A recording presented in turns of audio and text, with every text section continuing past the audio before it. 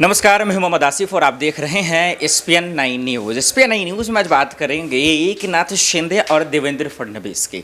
महाराष्ट्र में सरकार बनी, उसके बाद अमित शाह जी की एंट्री हुई, शरद पवार के अलग बयान आए, उद्धव ठाकरे के अलग बयान आए। लेकिन अब जो ताज़ा खुलासा देवेंद्र फडणवीस साहब कर रहे हैं, ये थोड़ा सा परेशान करने वाला है, ये थोड़ा सा हैरान करने वाला है। और वो इसीलिए क्योंकि एक तरफ BMC के चुनाव है और एकनाथ शिंदे और देवेंद्र फडणवीस में तनातनी की खबरें आना, ये थोड़ा सा चिंता का विषय है दर्शकों। और चिंता का विषय इसलिए क्योंकि हम अब बाखूबी तरीके से जानते हैं कि बीजेपी के लिए एकनाथ शिंदे कितने महत्वपूर्ण हैं, कितने इम्पोर्टेंस है। और ऐसे वक्त में उनके बीच में नाराज़गियाँ आना, ये साफ दर्शा रहा है कि आने वाले दिनों के लिए उनके दिन ठीक नहीं हैं।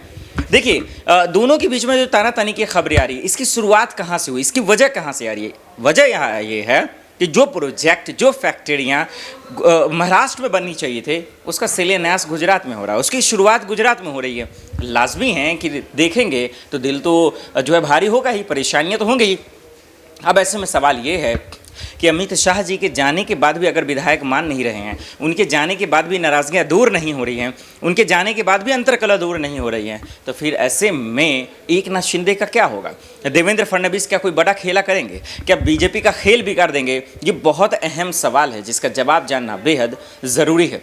देखना होगा कि देवेंद्र फडणवीस और एकनाथ शिंदे के बीच में जो नाराज़गियाँ की खबरें आई हैं, उसका दरअसल जो है जवाब अमित शाह जी की तरफ से या फिर बीजेपी के हाईकमान की तरफ से क्या आता है। और वो इसलिए क्योंकि BMC के चुनाव से पहले इस तरह की तनातनी की खबरें आना, दोनों के बीच में नाराज़गी आना, क्योंकि एक डिप्टी CM है तो एक मुख्यमंत्री है, वाकई में चिंता का विषय है और सवाल खड़ा करता है। तो देखना होगा कि एकनाथ शिंदे और देवेंद्र फडणवीस के बीच जो नाराज़गियाँ आई हैं, इसका क्या खामियाजा होता है और ख़ास करके इस पर बीजेपी के हाईकमान का जवाब क्या आता है। क्योंकि BMC चुनाव से पहले ये इस तरीके के संकेत वाकई में एकनाथ शिंदे के खेमे के लिए, उनके गुट के लिए और बीजेपी के गुट के लिए परेशानियां खड़ा करता है।